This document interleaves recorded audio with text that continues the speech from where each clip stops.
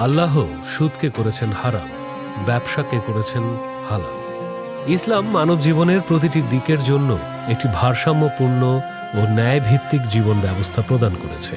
মানুষের ব্যক্তিগত জীবন, সামাজিক আচরণ, নৈতিকতা এবং অর্থনৈতিক কর্মকাণ্ড সবকিছুর জন্য ইসলামে স্পষ্ট দিক নির্দেশনা রয়েছে। অর্থনৈতিক জীবনে ইসলাম বিশেষভাবে গুরুত্ব দিয়েছেন হালাল উপার্জনের উপর, কারণ মানুষের উপার্জিত সম্পদই তার জীবনের বহু সিদ্ধান্ত ও কার্যক্রমকে প্রভাবিত করে।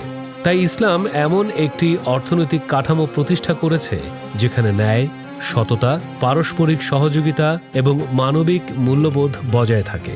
পবিত্র কুরআনে আল্লাহ তাআলা স্পষ্টভাবে ঘোষণা করেছেন, আল্লাহ ব্যবসাকে হালাল করেছেন, সুদকে করেছেন হারাম। সূরা বাকারা আয়াত 275। ব্যবসা বাণিজ্য মানব সমাজের প্রাচীনতম অর্থনৈতিক কর্মকাণ্ডের একটি। পণ্য ও সেবার আদান প্রদানের মাধ্যমে মানুষের প্রয়োজন পূরণ করা এবং পারস্পরিক কল্যাণ নিশ্চিত করাই ব্যবসার মূল উদ্দেশ্য। ইসলামের দৃষ্টিতে ব্যবসা কেবল অর্থ উপার্জনের মাধ্যম নয়, বরং এটি ন্যায় ও সততার সাথে সমাজের উপকার সাধনের একটি গুরুত্বপূর্ণ পথ।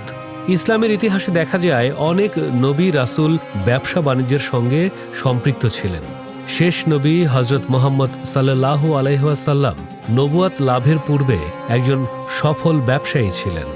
ব্যবসার ক্ষেত্রে প্রতিদ্বন্দ্বিতা থাকে, আরব দেশেও ছিল। ব্যবসার ক্ষেত্রে তার সঙ্গে যাদের প্রতিদ্বন্দ্বিতা ছিল তারাও তার নানাবিধ সদ্গুণের প্রশংসা করেছেন। ব্যবসার ক্ষেত্রে অসাধারণ দক্ষতার পরিচয় দিয়ে হযরত মুহাম্মদ সাল্লাল্লাহু আলাইহি ওয়াসাল্লাম যখন সবার কাছে শ্রদ্ধাভাজন এবং প্রিয় হয়েছিলেন, তখন তার বয়স ছিল মাত্র 20 বছর। আরব দেশে ব্যবসা বাণিজ্য এবং জ্ঞান গরিমায় অনেক সময় রমণীরা পুরুষের সমান ছিলেন। এরকম একজন রমণী ছিলেন বিবি খাদিজা। সে সময় চতুর্দিকে সততা ও বিশ্বস্ততার জন্য মুহাম্মদ সাল্লাল্লাহু আলাইহি সাল্লামের সুনাম ছিল। তিনি ছিলেন আল আমিন। বিবি খাদিজা সিরিয়ায় পণ্য সামগ্রী নিয়ে যাওয়ার জন্য মুহাম্মদ সাল্লাল্লাহু আলাইহি সাল্লামকে নিযুক্ত করলেন। এভাবে রাসূল করিম সাল্লাল্লাহু আলাইহি ওয়াসাল্লামের নবুয়াত প্রাপ্তির আগে ব্যবসা সম্পর্কে বাস্তব অভিজ্ঞতা অর্জন করেন। নবী করিম সাল্লাল্লাহু আলাইহি ওয়াসাল্লাম ব্যবসার গুরুত্ব সম্পর্কে বলেছেন, সত্যবাদী ও বিশ্বস্ত ব্যবসায়ী কিয়ামতের দিন নবী, সিদ্দিক ও শহীদদের সঙ্গে থাকবেন। তিরমিজি হাদিস নম্বর 1209। রাসূলুল্লাহ সাল্লাল্লাহু আলাইহি সাল্লাম ব্যবসার ক্ষেত্রে সত্য গোপন করতে বা পণ্যের দোষ লুকিয়ে বিক্রি করতে নিষেধ করেছেন। অন্যদিকে সুদ বা রিবা ইসলামে কঠোরভাবে নিষিদ্ধ। সুদ এমন একটি অর্থনৈতিক ব্যবস্থা যেখানে অর্থের বিনিময়ে অতিরিক্ত অর্থ গ্রহণ করা হয়, যা সাধারণত দুর্বল বা প্রয়োজনমুখী ব্যক্তির উপর চাপ সৃষ্টি করে। এর ফলে সমাজে ধনী ও গরিবের বৈষম্য বাড়ে এবং অর্থনৈতিক শোষণের একটি চক্র সৃষ্টি হয়।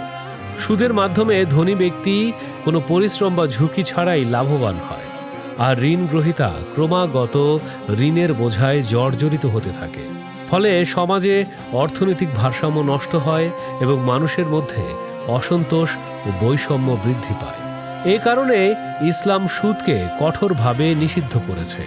কোরআনে সুদখোরদের সম্পর্কে অত্যন্ত কঠোর ভাষায় সতর্ক করা হয়েছে।